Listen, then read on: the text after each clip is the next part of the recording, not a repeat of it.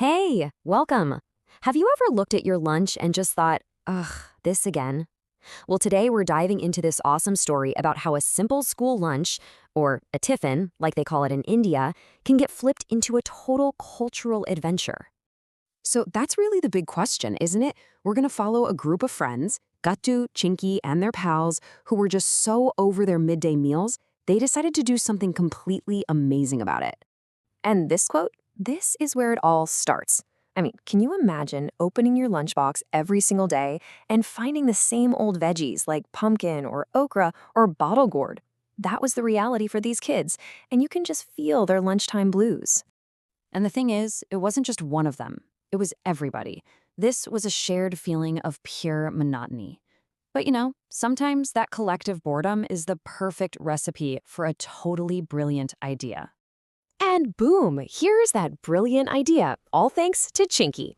She comes up with this special tiffin party. But it's more than just about food, right? It's a game. It's a challenge to explore the incredible diversity of India right there in their own neighborhood clubhouse. What a fantastic way to turn a complaint into a full-on celebration.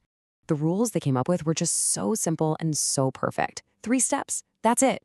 And just like that, lunch becomes this huge creative project. I mean, this is basically learning, but in the most delicious way possible. It's fun, it's educational, what's not to love? And you can just feel the excitement kick in right away. Everyone jumps to pick a state. So Goody goes for the super vibrant culture of Punjab. Bunty grabs the desert state of Rajasthan. And Hari chooses Bengal. And Guttu and Chinky, with a little help from Mom, decide to represent their home state, Gujarat. The plan is officially a go. Okay, so party day is finally here. All the kids, totally decked out in their outfits, meet up at the clubhouse.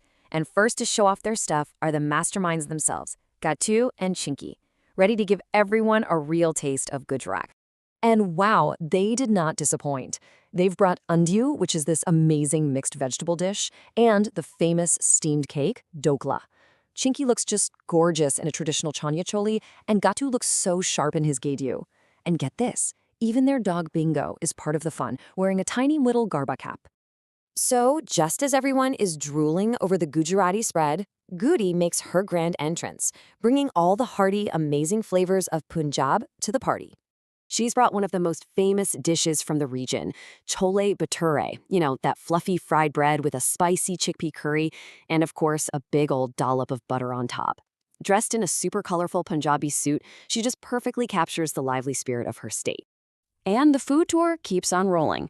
Now we're shifting eastward. Up next is Hari, bringing a classic dish all the way from the state of Bengal.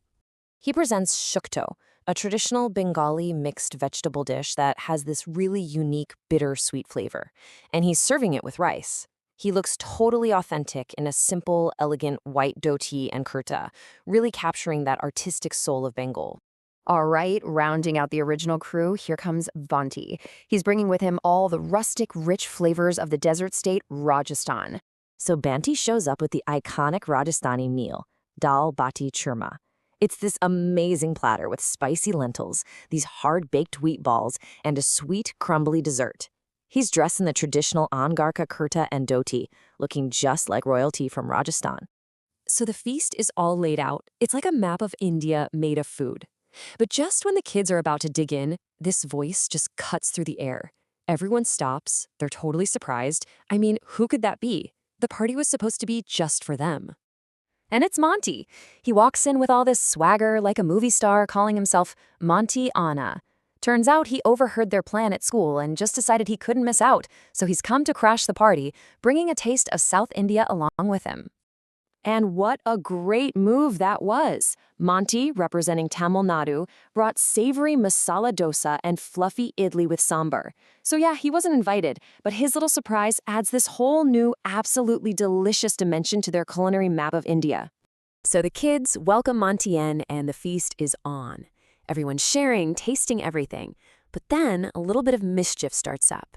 Monty, just having some fun, snatches that little garba cap right off of Bingo's head. Oh, but Bingo is not having any of that. The little dog immediately starts chasing Monty all over the place, tugging on the end of his dhoti.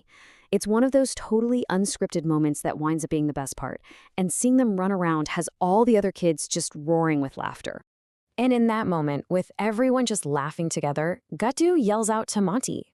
He realizes that this uninvited guest, the guy who literally crashed their party, is the one who actually made it so much better. The surprise and the silly chaos just added this whole other layer of fun. I mean, just look at this incredible change. The kids went from eating their boring, separate lunches to having this huge shared feast. What was once just a monotonous routine became this exciting cultural discovery. It just goes to show you how a little creativity can turn a simple break into something you'll never forget. And that right there is the beautiful takeaway from the Great Tiffin Party.